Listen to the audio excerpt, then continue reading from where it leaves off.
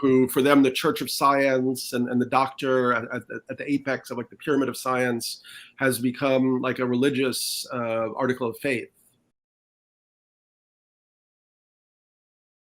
I feel like as you're speaking, I've been asking myself, okay, but why are we going?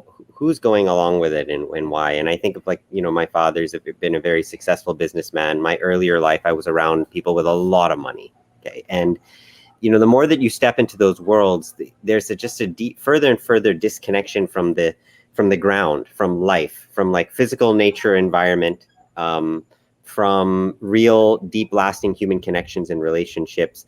The very fabrics of things that hold us in bond with society and with nature. And there's that as you see how people get further and further abstracted from that, how it makes someone very prone to that sort of like technocratic myth.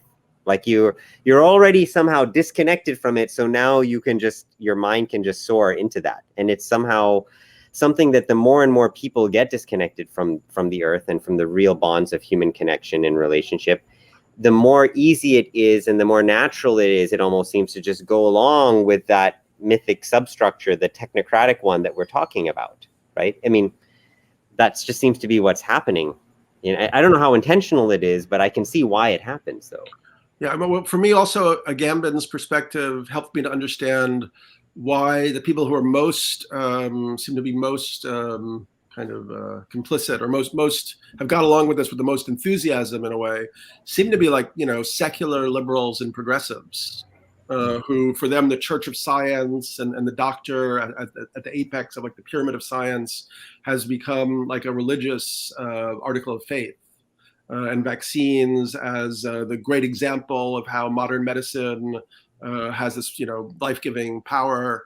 That's become a very solid structure for them. Mm. And it's quite interesting for me that you see more like the right wing, what did Hillary Clinton call it, the deplorables, although it's all convoluted and it's connected to, other ideas that we may not like or find consonance with.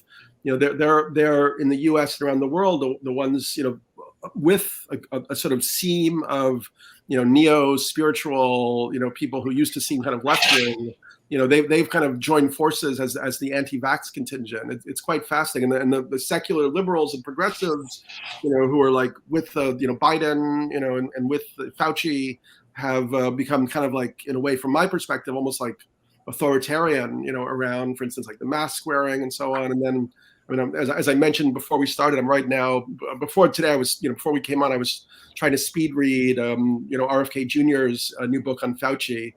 And I interviewed RFK. It was a little bit of a contentious interview, because I actually find some of his evidence and facts a little histrionic, like his approach a little hyperbolic or histrionic, and yet a lot of it is also very sensible and resonates with me. So so I mean his